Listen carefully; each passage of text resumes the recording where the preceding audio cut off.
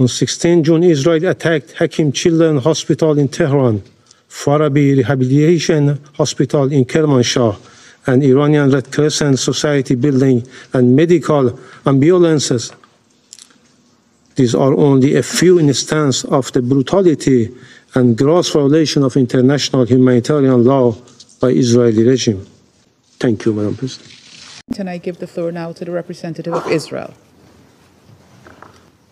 Madam President, I would like to thank the Secretary General, USG De Carlo, and Director General Grossi for your remarks. Madam President, before I begin my remarks, I must address the representative of the Islamic regime in Iran. Mr. Iravani, how dare you? How dare you write 5 letters in the last week, come before this Council, demand a session, and ask the international community for sympathy?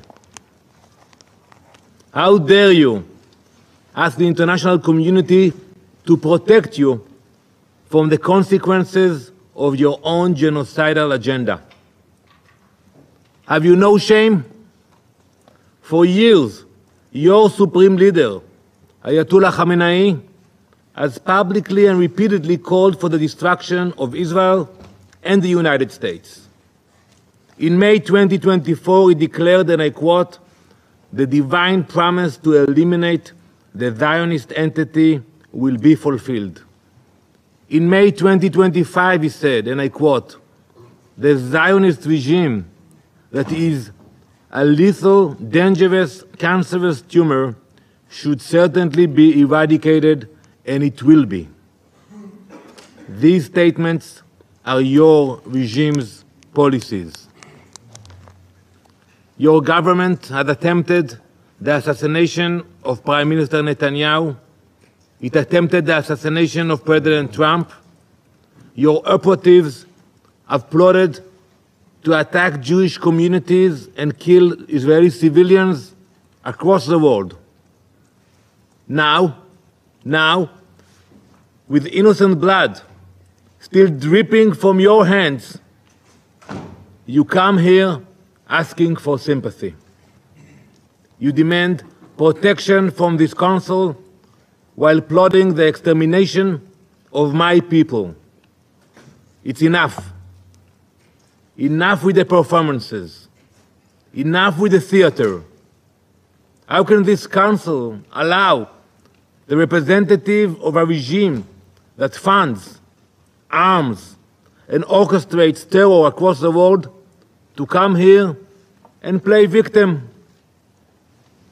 It's like a wolf complaining when the shepherd fights back to protect his flock. So innocent. Mr. Iravani, please clarify to us. Do you support the destruction of Israel, a UN member state? Do you support the assassination of our elected leaders? If you do not say so, we are all here waiting.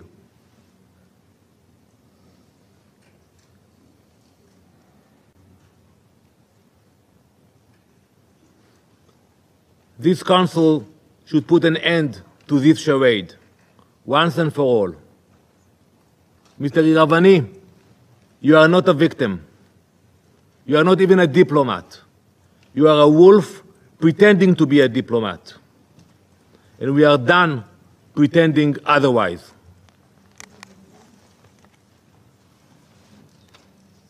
Madam President, on Wednesday night, Iran launched a ballistic missile directly at a hospital.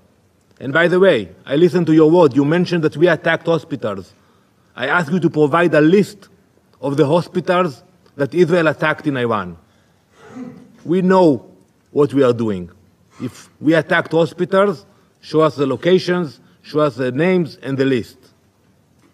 Iran launched a ballistic missile directly at a hospital, Soroka Medical Center in Beersheba, the largest hospital in southern Israel. It was struck by a precision-guided missile fired by the Islamic Republic of Iran. This hospital serves over 1 million people: Jews, Muslims, Christians, Druze, Bedouin. It is a vital provider of emergency and trauma care. Iran hit it in purpose. There was no military bases around, no mistakes, leaving those million people with severely reduced access to medical service. This was not a misfire. This was not a mistake. Iran has proven its ability to strike strategic targets with accuracy. This was a deliberate act. It is a blatant violation of international law. Iran has already enriched uranium to near weapons-grade levels. It cannot be denied. We saw the reports. It has built deep underground facilities designed to survive bunker-busting bombs. It has advanced missile delivery systems, and it has lied to the IAEA and the world at every step. While the Ayatollah shout, "Death to America and death to Israel," many on this council dismiss those threats. While Iranian missiles fly, the UN urges restraint and de-escalation while ignoring Iran's nuclear ambitions altogether.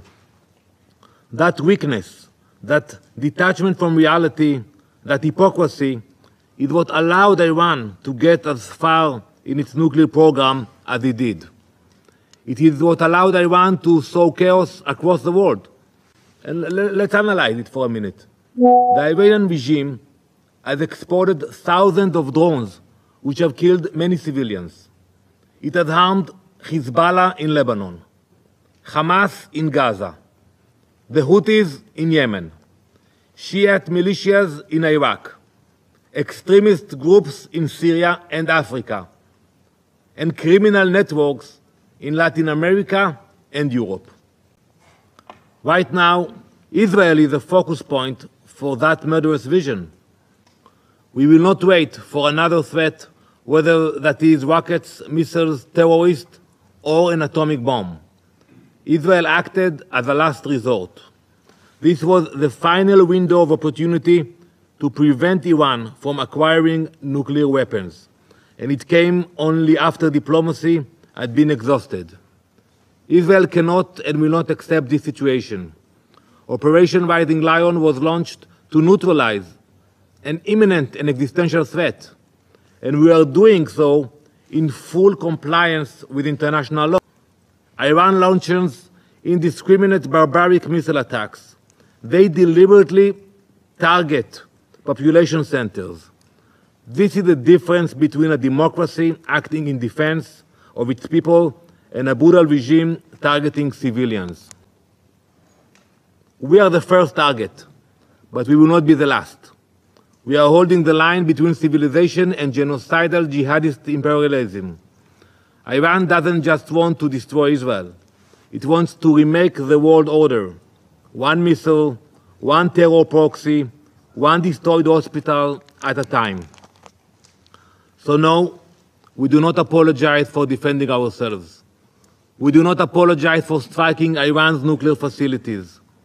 We do not apologize for neutralizing the threat, because while some here raise their voices when Israel strikes a ballistic missile site, they fall silent when Iran strikes a surgical wound.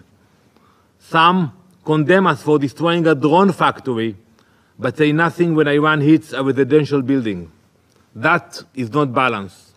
That is moral collapse. We are doing what this Council should have done long ago.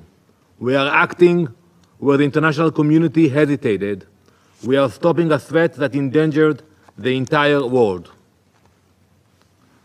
Though our homes, our families, and our children are under threat, we will not stop. Not until Iran's nuclear threat is dismantled. Not until its war machine is disarmed. Not until our people and yours are safe. This is not just Israel's fight. It is the world's fight, and if no one else will fight it, we will. Thank you, Madam President.